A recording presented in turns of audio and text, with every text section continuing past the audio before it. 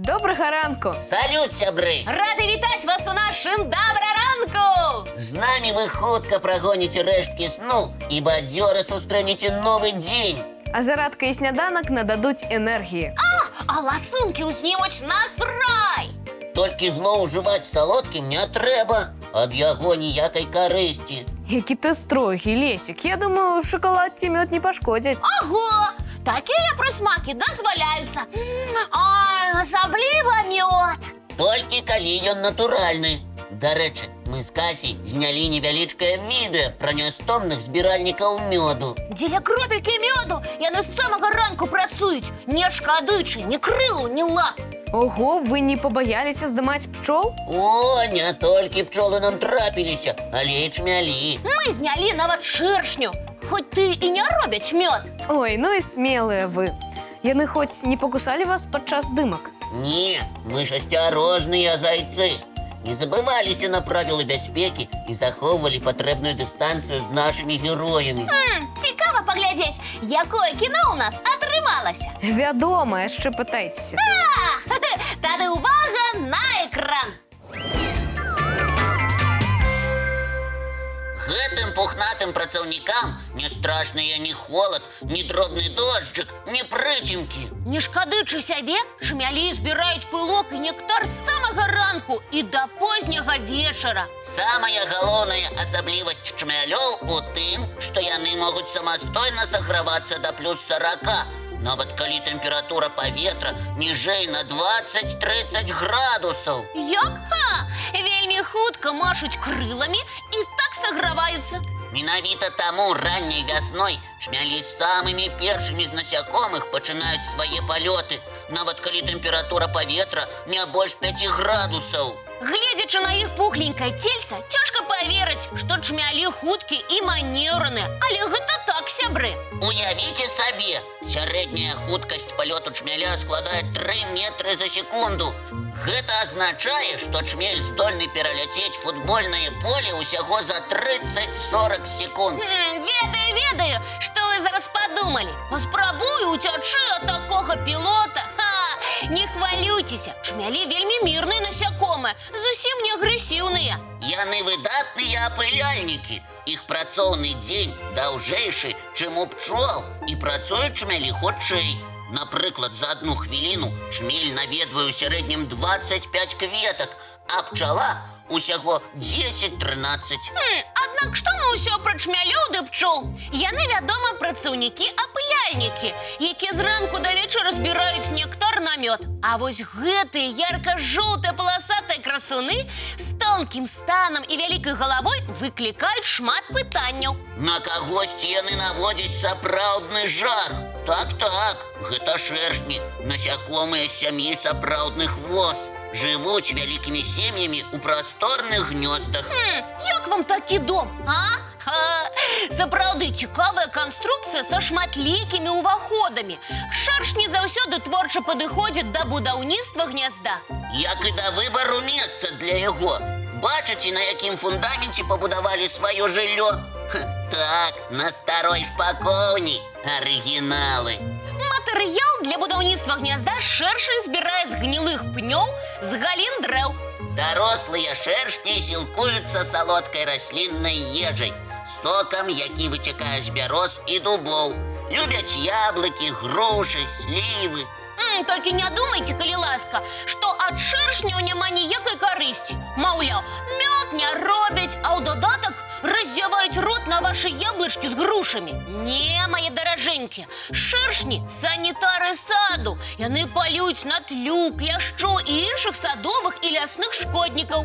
Без асаблівых намаганняў шэршань здольны знішчыць даволі вялікіх насякомых – саранчу, мух і воз. Атакуюць санітары таксама старых і хворых пчол. Імі яны кормяць сваіх лічынак. Здаровых і маладых пчол шэршні не чапаюць, таму іх адносяць да карысных насякомых. Жаліць шэршань толькі тады, калі яго спрабуюць схапіць. Не рабіце гэтага, сябры, бо укус шэршня вельмі балючы. Да таго ж, атакаваны шэршань падае сігнал трывогі, і яму на дапамогу ляціць цэлы рой. Лепш з шэршнямі жыць па суседству мірна. Тады і вам будзе ахова ад мух, камароў і кляшчоў, а ім сытна і спакойна. Што ж, наша з Лесікам кіно скончылася. Падчас здымак ніхто не быў укушаны. Вельмі цікава. Дзякуй, сябры. Цяпер чмялі, шэршні і пчолы не здаюцца такімі страшнымі. Спадзяюся, дзяўчынкам і хлопчыкам таксама спадабалася. А зараз прапаную зрабіць мульціпаўзу.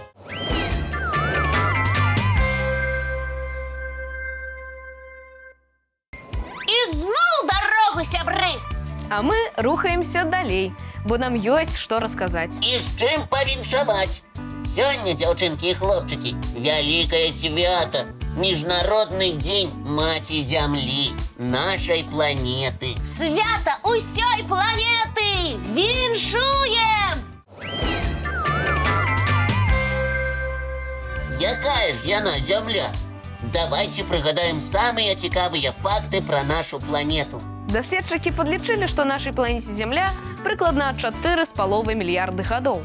Ого! Я б сказаў, усяго! Бо ўзрост сусвету навукоўцы ацэньваюць прыкладна ў 13,5 мільярдаў гадоў. А, тады наша зямля маладая.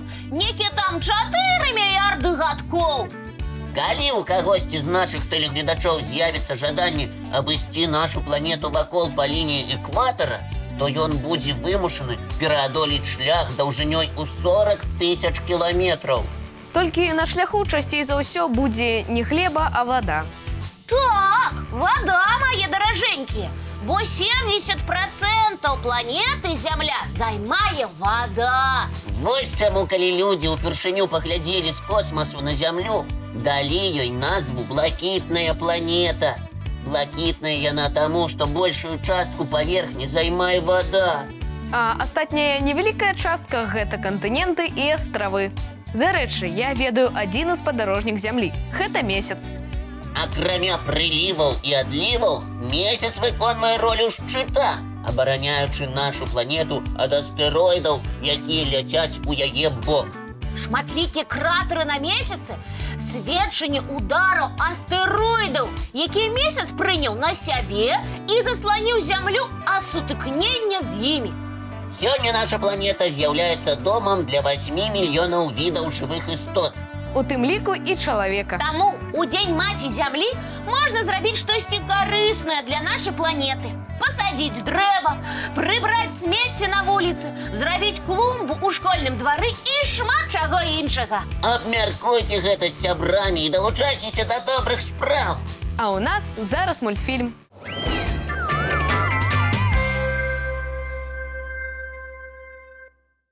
Вось такія фокусы. Самыя відовішчныя фокусы паказвае прырода. Магу вас упэўніць, сябры. Што ты маеш на ўвазе, Лесік? Гіганцкія хвалі. Паляцелі, пакажу вам.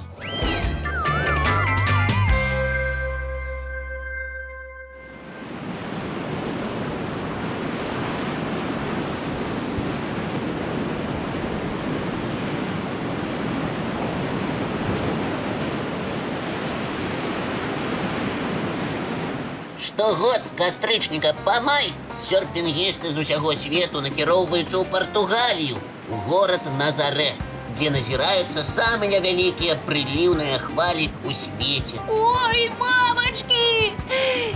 Уражваюць.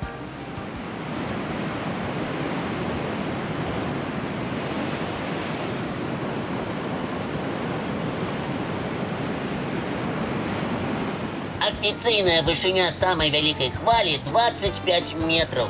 Пазней заяўлялі пра хвалі вышынёй у 30 метраў. Гэта як 9-павярховы дом. Ой, і не страшна катацца на такіх жудасных хвалях. Мне нават на беразе было боязна стаяць. Заўзятыя серфінгісты не баяцца рызыкаваць. Ай, мамачкі, шалёны хлопец! Яго ж праглыне гэтая хваля! Не хвалюйся, Кася, ён шмат практыкаваўся. Лесік, а чаму самыя вялікія хвалі менавіта ў Назарэ? Тут справа ў месцазнаходжанні. Па дне Атлантычнага акіяна у гэтым месцы праходзіць самая вялікая падводная цясніна – каньён Назарэ.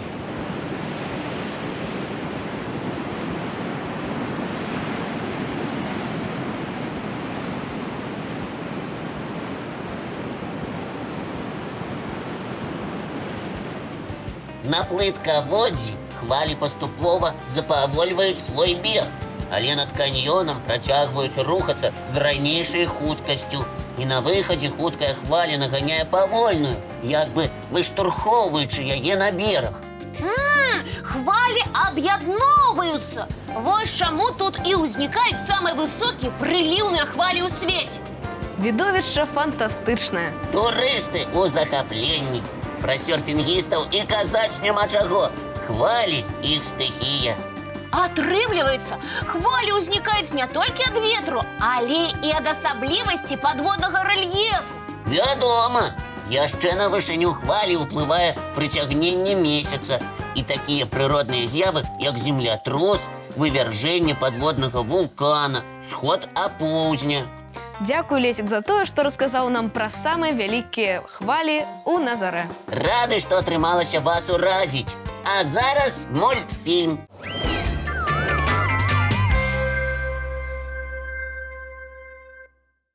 Што ж, сябры, прыйшоў час развітвацца. Цудоўнага і цікавага вам дня, дзяўчынкі і хлопчыкі. Сонечнага і шчаслівага! А мы сустрэнемся з вамі зранку. У нашым добраранку! А пад канец для вас сюрпрыз. Яшчэ адзін мульт!